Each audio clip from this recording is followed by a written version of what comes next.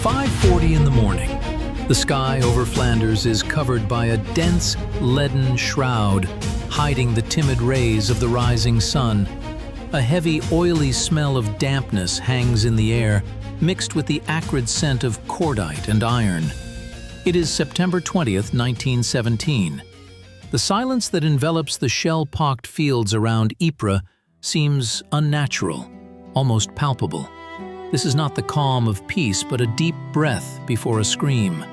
Thousands of men in khaki uniforms are pressed against the wet ground, clutching rifles, their fixed bayonets gleaming dully in the pre-dawn twilight. They cannot see the enemy, hidden beyond the horizon in rows of barbed wire, but they feel its presence with every cell of their bodies. The road to Menen, once a vital artery connecting cities, has now become a ridge for which an unimaginable price must be paid.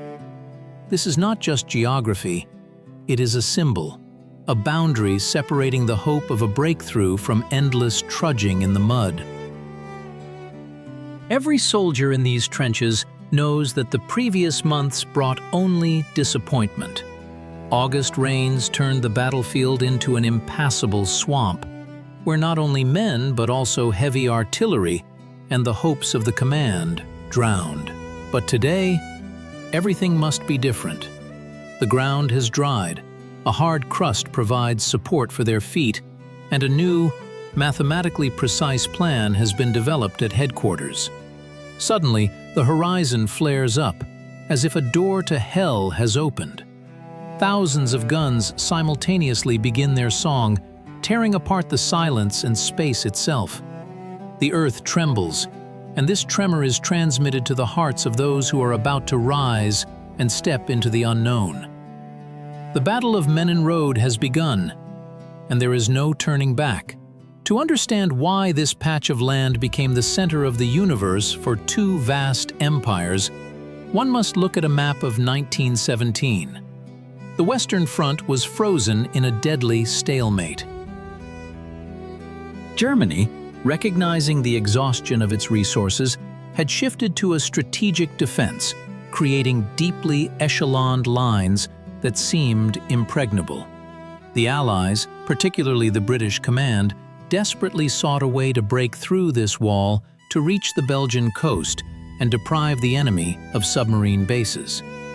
The Ypres salient was an unhealing wound on the body of the front, a place where positions were enfiladed from three sides. The Germans occupied the dominating heights, that very ridge along which the Menen Road ran. From these hills they saw every British movement, adjusted artillery fire, and turned life in the lowlands into a continuous ordeal.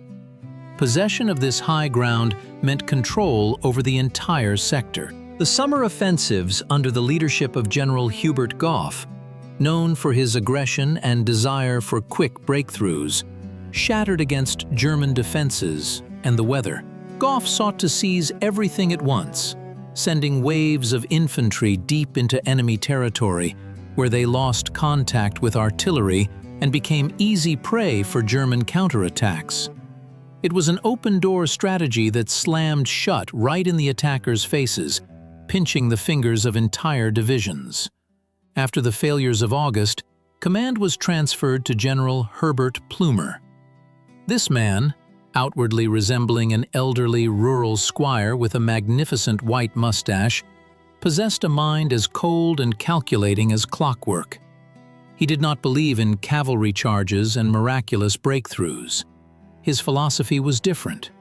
He proposed a method that became known as _0_. The essence of this approach was deceptively simple, but required jeweler's precision in execution. Instead of trying to break through 10 kilometers deep, troops were tasked with advancing only 1,500 yards. This distance was not chosen by chance. It was precisely to this depth that their own artillery could work effectively, creating an impenetrable shield for the infantry. Plumer understood that capturing a position was only half the battle. The main task was to hold it when the Germans, true to their doctrine, committed reserves to counterattack. And it was at this moment, when the enemy emerged into the open, trying to regain what was lost, that they were to be met with the full power of British artillery, pre-targeted to these coordinates. It was a trap disguised as an offensive. Preparation for the operation took 3 weeks. This time was spent not on rest, but on titanic labor. Artillery was regrouped and reinforced to an unprecedented scale. For every 5 yards of front, there was one heavy gun. This was a density of fire capable of grinding any concrete and any steel to dust. But the main enemy remained the terrain. Flanders is a region where water is very close to the surface. The destroyed drainage system turned the fields into a quagmire. To ensure the delivery of ammunition and the evacuation of the wounded, engineers laid kilometers of wooden walkways and plank roads. It was a battle of engineers and logisticians even before the first shot was fired.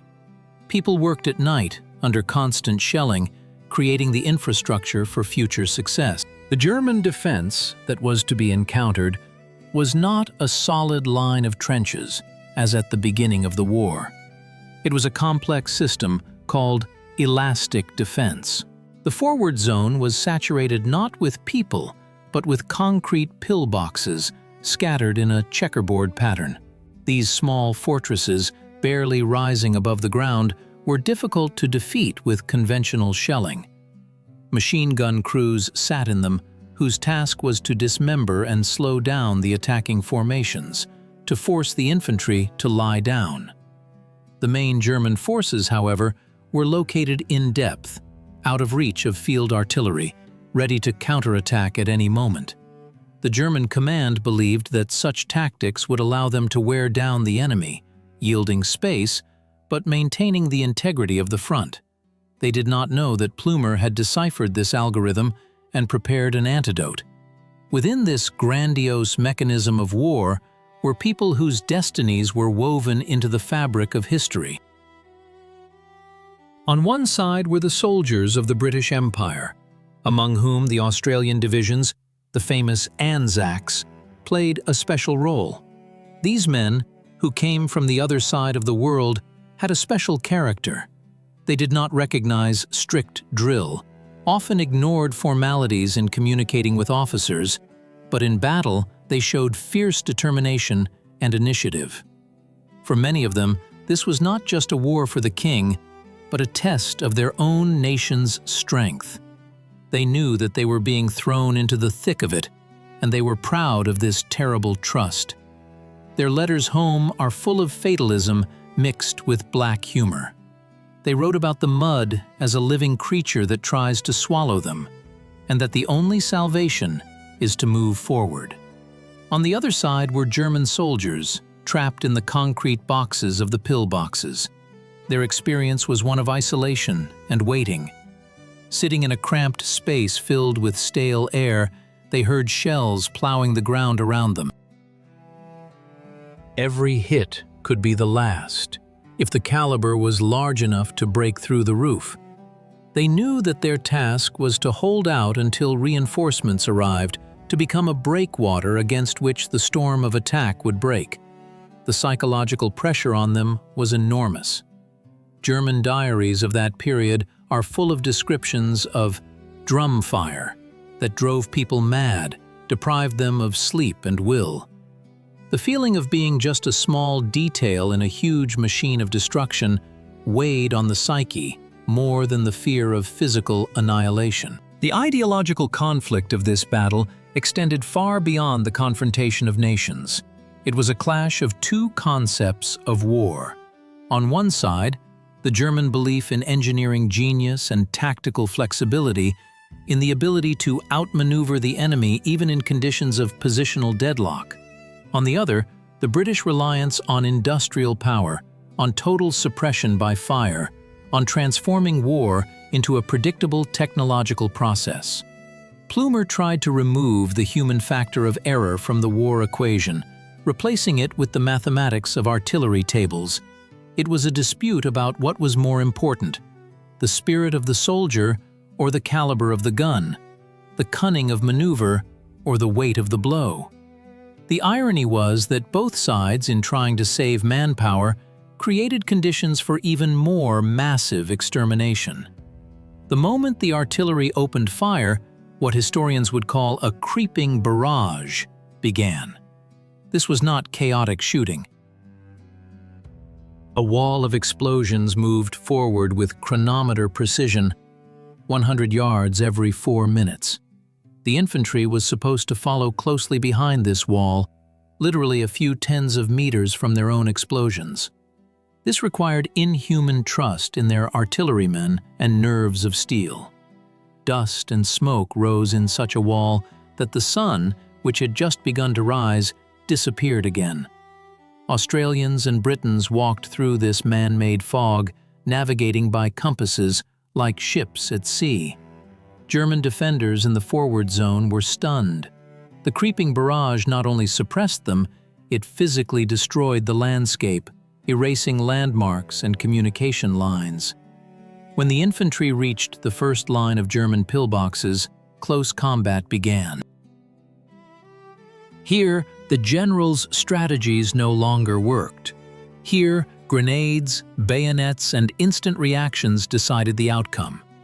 Clearing groups, specially trained to deal with pillboxes, bypassed the concrete boxes from the flanks, throwing grenades into the embrasures. The Germans, stunned and cut off from command, often surrendered, but some resisted to the last. However, unlike past battles, the attackers did not stop to celebrate success, nor did they rush madly forward.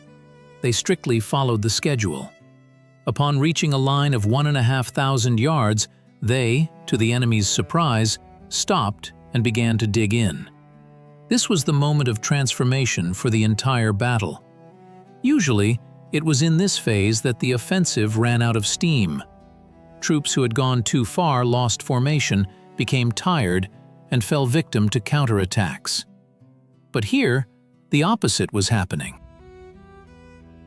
Fresh reserves passed through the ranks of the first attackers to take up new positions, and the artillery, instead of falling silent, created a protective dome in front of the new line of defense.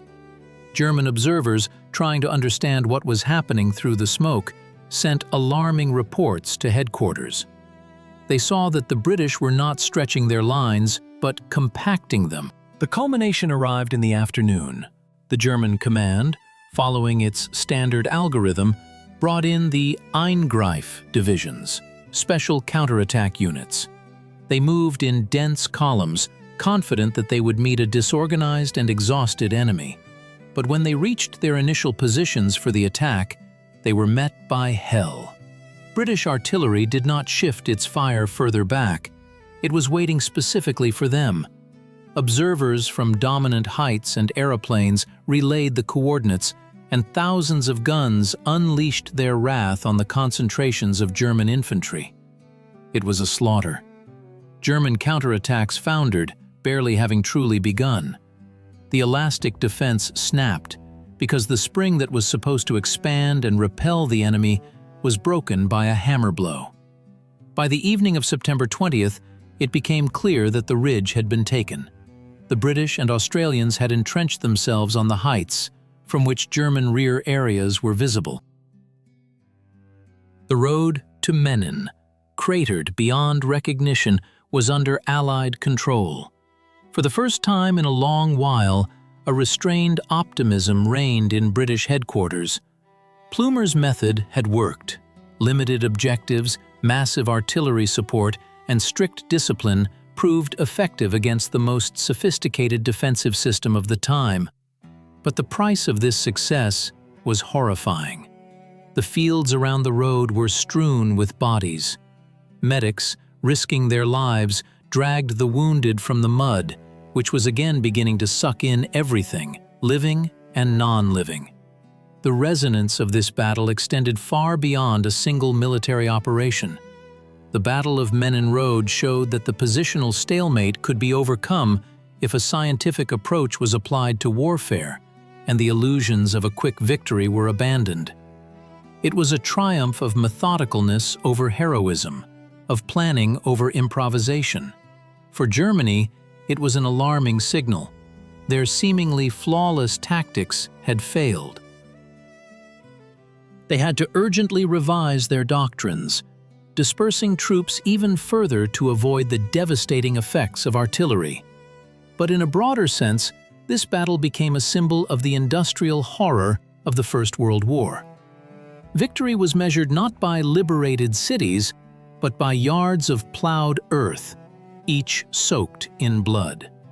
The lesson of Menen Road is relevant even today. It reminds us that technologies designed to solve problems often create new, even more terrifying ones. The pursuit of total control and risk minimization led to the creation of a machine of destruction of unprecedented efficiency. The paradox was that the more perfect the methods of warfare became, the less room there was for humanity. Soldiers were transformed into operators of complex equipment or into units of resources to be expended according to a plan. And at the same time, it was precisely in these inhuman conditions that the spirit of the soldiers, their ability to maintain their sanity and camaraderie, manifested with particular force. The brotherhood born in the craters by Menen Road became the foundation upon which the survivors built their lives after the war. Looking back with our mind's eye at that road, we see dusk thickening. The tools, red-hot from hours of firing, begin to cool, emitting metallic creaks. Soldiers in new trenches, hastily dug in the recaptured land, open cans of stew and try to heat tea over solid fuel. They look to the east, where the enemy lurks, and understand that tomorrow it will all begin again. The ridge is taken, but the war is not over. The road to Menen stretches into the distance, lost in the darkness, and it seems to have no end. This path, paved with suffering and courage, has become an eternal reminder of how fragile peace is and how great the price of ambition. Silence descends again upon Flanders, but now it is a different silence. There is no anticipation in it, only the heavy weariness of the earth, which has absorbed too much. The next day, September 21st, counterattacks began, but they were more a gesture of desperation. Plumer gave the Germans no respite. He continued to deliver short, powerful blows in the following weeks, at Polygon Wood, at Broadside. Each time the scenario repeated: hurricane fire, infantry charge, capture of the line, destruction of the counterattack. It was like the work of a giant press. However, nature was preparing its own response. The October rains, legendary for their continuousness, would soon again turn the battlefield into an impassable sea of mud, making further advance to Passchendaele one of the most tragic episodes in military history.